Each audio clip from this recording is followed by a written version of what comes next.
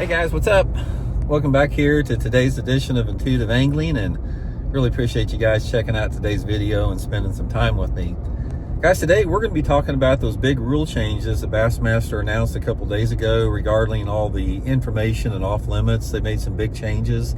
Sort of going to give you guys an update on this and give you guys my commentary on what I think about it. So going to do that, and I'd definitely be happy to hear you guys commentary on that as well. And sorry guys, you guys have probably seen the last week I have been doing a lot of videos in the car here. It's just one of those, you guys get in, you know, you guys how you get busy. I've been so freaking busy lately. I haven't had time to get to the lake or even spend much time in the tackle room.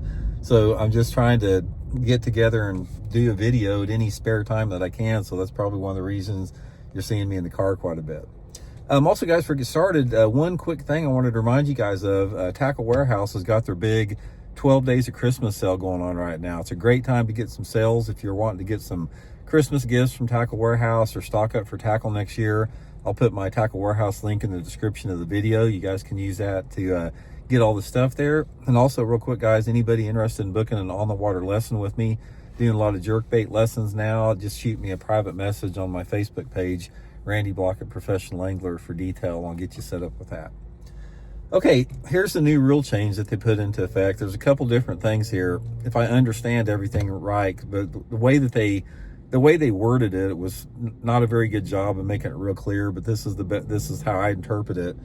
Starting at the time that the schedule was announced, when they first released the schedule, from that point on, none of the anglers in the Elite Series, you can't talk to people about fishing places. You can't, get any information. You can't get waypoints. You can't pay for information.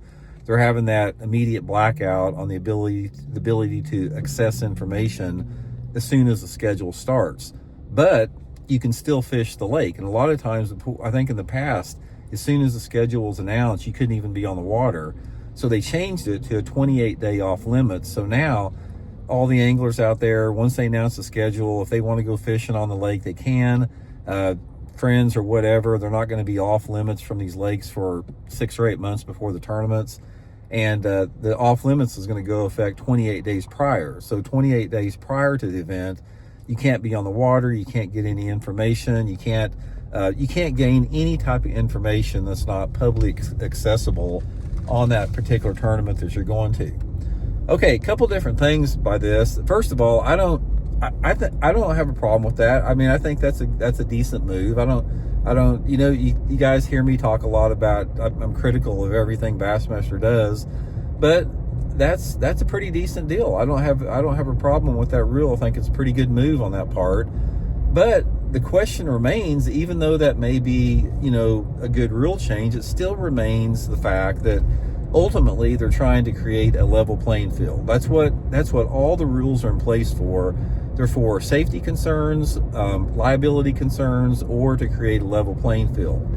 They still refuse to change the number one rule that is creating an unlevel playing field, and that is this equipment disparity. Right now, Bassmaster guys, they have no limits on equipment. It's like if you wanted to have a $500,000 bass boat, with, the cost, $1 million with, however many dollars you want to spend on electronics, you could do it.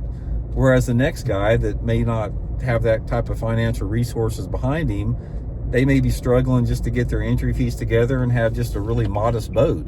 So if they want to create a level playing field, one of the primary things that they have to do is to put into some type of equipment limitations. Those equipment limitations ought to be in place to create a level financial playing field, because right now there is a tremendous amount, we've talked about this before, there's a tremendous amount of elitism in the sport of professional bass fishing that comes from money.